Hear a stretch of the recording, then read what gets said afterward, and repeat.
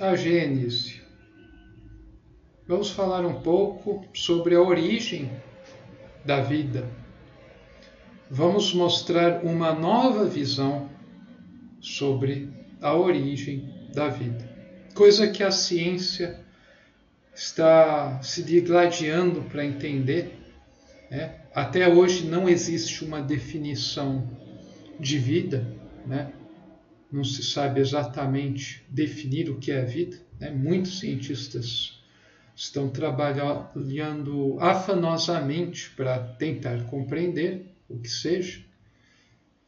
E maior enigma ainda é quando, ou melhor dizendo, como ela surgiu, o que foi a causa que originou a vida e como se deu esse processo.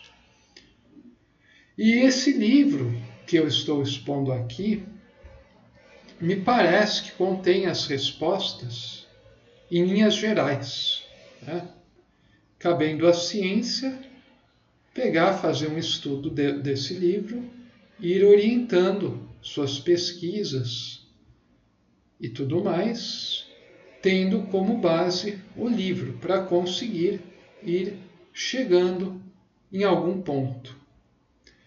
Então a gente vai relacionar o que está logo no início da Bíblia com as últimas orientações da ciência, o que o ser humano sempre ansiou saber e coisas do tipo. Então a gente vai começar fazendo esse estudo aqui no livro da vida.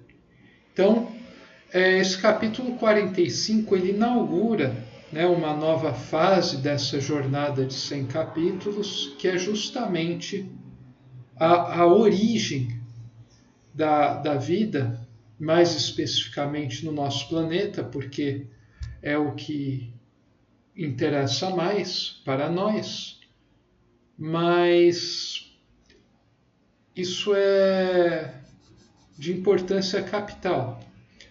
Então, logo no começo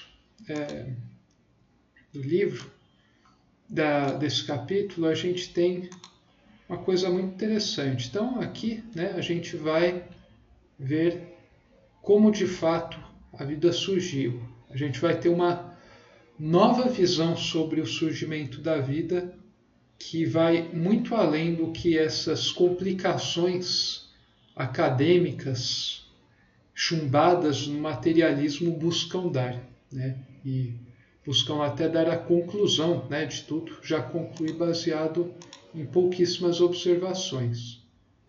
Então vejam só, aqui a gente tem do site do Pedro Orlando uma tabela que pega os trechos do livro A Gênese, que inaugura a Bíblia, e do lado esquerdo, e do lado direito você tem conceitos extraídos do livro A Grande Síntese. E daí você vê, cada trecho tem uma relação com o que está sendo dito nesse livro. Então, por exemplo, no princípio Deus criou o céu e a terra. Quer dizer, o céu e a terra são todas as coisas que existem no nosso universo, de certa forma.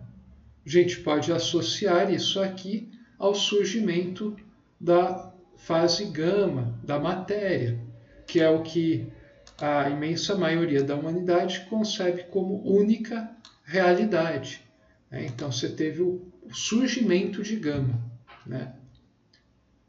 E continuando, e as trevas estavam sobre a face do abismo. E Deus disse, faça-se a luz, e a luz foi feita. A gente pode associar isso com o surgimento da fase beta, da energia através do transformismo gama-beta, que a gente já viu anteriormente aqui. Então, a luz, ela é radiação. A luz é uma forma de energia puríssima, podemos assim dizer, nas palavras de Roden. Ela é energia, ela não é espírito. né? A luz é algo físico, né? Mas dentro do âmbito do físico, a gente pode associar a luz como uma das coisas mais espirituais que existem, né? Dentro do que a gente pode captar e considerar real, que são as coisas físicas, né? É como se existe uma luz espiritual, né? E existe a luz que a gente conhece, a luz física, né? A luz física, né? Os fótons podem nos dar uma ideia, né, em relação ao nosso mundo do que seja essa luz espiritual, mas não é que ela seja isso de fato. Então, voltando aqui, se a gente for ver esse trecho, você vê que quando a luz foi feita, né, lá na Bíblia, a gente pode ver como o surgimento de Beta. Daí continuando, né? E separou as águas e a massa de água chamou mar. E disse, a terra germine erva verde, e a terra produziu erva verde. A gente pode associar isso com o surgimento do psiquismo, que é típico da fase alfa, né? Fase espírito, né? No nível mais elevado, espírito puro. Surgimento do psiquismo na sua forma mais elementar. Percebam que as fases todas que a gente estudou anteriormente, né, gama, beta e alfa, e isso sem contar as inúmeras fases inferiores e superiores, cada uma dessas fases ela é uma faixa, né? Ela não é uma linha, né? um plano exato, né? Um ponto. É uma faixa, então você tem dentro de uma mesma fase vários níveis. A gente pode ler dessa maneira. Então, por isso ele fala aqui que surge o psiquismo alfa, né? O psiquismo é de alfa na sua forma mais elementar, né? A gente pode até ler consciência, né, na sua forma mais elementar, né? Que quando surgem os primeiros seres unicelulares, depois as plantas, né? A gente está vendo surgir um psiquismo ainda muito elementar comparado ao psiquismo de um ser humano, né? E mesmo de um animal, né?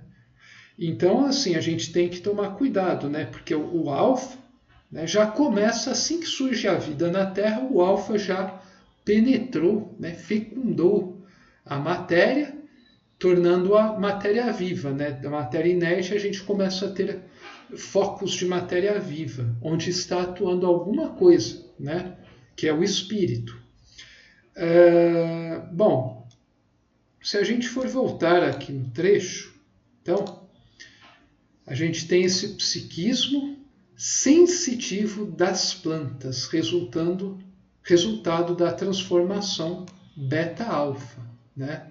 Beta-alfa seria essa energia se transformando em psiquismo, né? A gente precisa entender isso mais a fundo, né? Não é que a energia vai se transformar em uma planta exatamente, mas a fase energia ela vai se tornar, de certa forma, a fase espírito, né? O início. Você está indo, quando você fala essa transição beta, setinha alfa, né? Vai de beta para alfa, a gente está falando do surgimento da vida, né? Que a vida exige o elemento alfa, você colocar um pezinho em alfa, né? Gama e beta é o do mundo inerte, alfa é do mundo vivo, podemos dizer assim. Então, quando você tem essa transição, você começa a ter os primeiros seres, na forma de um psiquismo bem rudimentar, né? Não é nada comparado com o psiquismo humano, né? Em termos de complexidade, de criações, e mesmo em termos de livre-arbítrio, né? Na verdade, a liberdade das plantas não é livre-arbítrio. O animal, a mesma coisa, a liberdade do animal não é um livre-arbítrio humano, né? Pode ser uma livre escolha, né? Uma liberdade no plano de decidir sobre questões físicas, né? Do plano físico que a matéria não tem capacidade de ter, essa liberdade.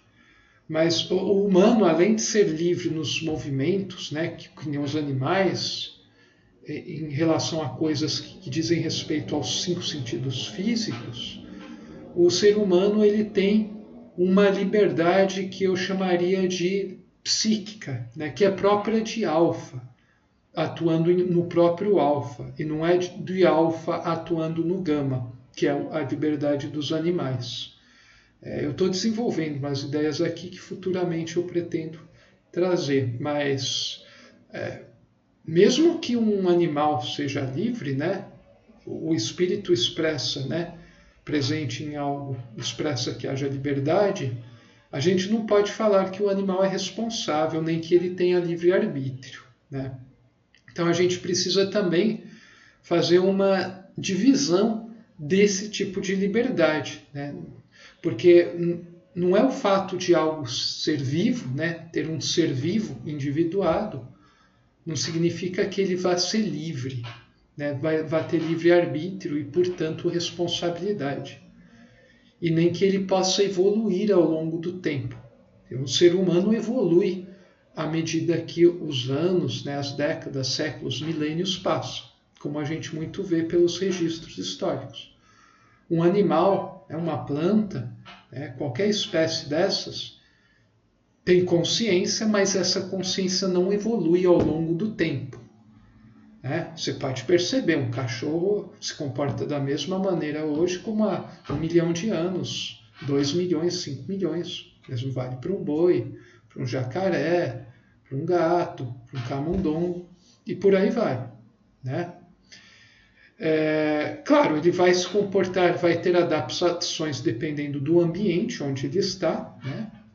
Isso diz respeito à adaptação. Ele pode aprender certas coisas, mas esse aprendizado não fica retido, né? Assim que você sai, isso não fica fincado, né, na alma deles. Então isso depende de uma coisa externa, no caso um ser humano estar adestrando, né? Mas um ser humano ele é diferente, né? Você vê um ser humano hoje há 200 anos, há 500, há 1000, há 2, 5 mil, há 10 mil anos, se voltar muito atrás essa diferença não vai ser perceptível tanto assim, mas você vê que o ser humano está evoluindo, né? Ele está se complexificando, ele está se debruçando sobre si mesmo, olhando o universo e questionando, coisa que as outras espécies não fazem, né? Bom, eu só falei tudo isso, né, só para ficar claro, né, que a gente tem que também, essa dúvida pode surgir, né? E alfa é muito vasto, né? Só está uma letrinha nesse livro, mas alfa tem um amplo espectro, né? É uma faixa muito ampla e tem muita coisa aí por trás dessas 3 letrinhas. Bom, só para vocês ficarem um pouco mais antenados com o espírito da coisa. Bom, então quando você vê, na planta, né, que vamos considerar os seres pluricelulares como realmente a primeira manifestação individuada, né, da vida. Porque a célula exatamente não pode ser considerado como um organismo completo. Então quando surgem as plantas, né, a gente está aqui, tem planta, animal e ser humano, reino vegetal, animal e hominal, na planta que desponta, vamos de beta para alfa, né? Antes a gente não tinha matéria inerte. Bom, depois Deus disse, as águas produzam os répteis, animais e viventes, as aves sobre a terra e na amplidão dos céus. E Deus criou os grandes peixes e todos os animais vivos, produtos da água, segundo suas espécies. Vejam, aqui a gente pode relacionar com o surgimento do psiquismo alfa na forma de instintos automáticos, que agem sem reflexão, que é típico do reino animal, né? Então, o psiquismo, esse alfa que brotou nesse trecho anterior que eu citei, agora esse alfa está se desenvolvendo, né? Ele está, aliás, se manifestando de uma forma mais elevada. Então isso virou, a sensitividade mecânica das plantas virou uma instintividade automática do animal, né? E daí você tem uma grande liberdade para determinar coisas no plano físico, não no plano metafísico como os humanos. Aqui também se confirma a hipótese da ciência moderna de que a vida animal iniciou-se nos oceanos e somente depois alcançou a terra firme. Então a ciência mesmo já concluiu que a vida surgiu nos oceanos, né, nas águas, e não na terra firme, né, que é o ambiente mais propício. Tem diversos fatores que contribuíram para que a vida surgisse na água antes e depois viesse a se estabelecer na terra. A gente vai comentar um pouco mais para frente isso aqui nesse livro. Mas é impressionante ver como um livro escrito há mais de 3 milênios e meio, já continha as verdades que a ciência hoje está comprovando, né?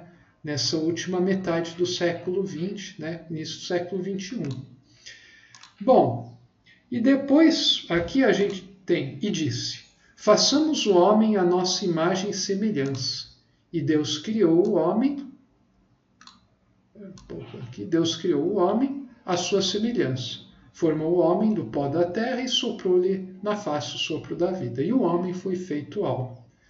A gente pode entender isso usando a grande equação como o surgimento do psiquismo. Então o alfa está ainda se desenvolvendo mais na forma de consciência reflexiva, que é a razão. A razão é muito reflexiva, própria do homem, que é tríplice na sua natureza: matéria, energia e espírito. A matéria é o pó da terra, a energia é o sopro da vida e o espírito é a alma viva.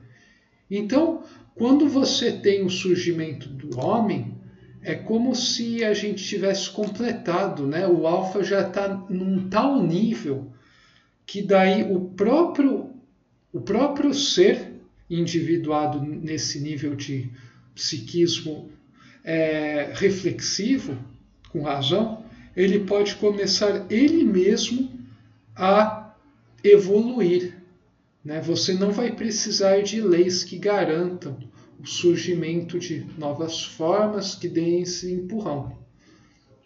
O homem está sujeito a todas as leis, todas as leis inferiores, evolutivamente a ele. Mas ele tem a capacidade, né, devido à sua razão, de começar a usar essas leis para ir caminhando, né, e se tornando responsável pelos seus caminhos e descaminhos. E ele deve desenvolver esse alfa ainda mais até chegar na fronteira e chegar na fase intuição, que já seria o mais X. Né? Então, esse trecho aqui mostra justamente isso. E essas foram as origens do céu e da terra. Então, daí você conclui, né, que a evolução é definida, portanto, pela sequência físio-dinamo-psiquismo. Gama, beta, alfa, né, matéria, energia e espírito, conforme a gente viu acima. Então, se vocês verem com cuidado cada parte, né, desse livro que foi apresentado, pegarem o livro 1 da Bíblia, né, a Gênesis, e forem fazendo paralelos, isso é um exercício que pode ser feito ao longo, né, deve ser feito ao longo da vida, né, não é uma coisa de imediato, como agora eu vou ver, bate ou não bate, entendo ou não entendo, e jogo fora e acabou. Não é assim que funcionam as coisas aqui nesse canal. Você precisa abraçar essas coisas e ir carreando até o resto de sua vida, né, e por vidas, né, de tão profundo que é a coisa, né? Você precisa começar a ver de maneira diferente, né, as coisas aqui, né, estabelecer esse paralelo, né, entre a questão da religião e a ciência, né, entre ciência e espiritualidade. Bom, essa foi uma pincelada inicial sobre esse capítulo. Eu vou comentar algumas coisas a mais no próximo vídeo. A gente se vê lá.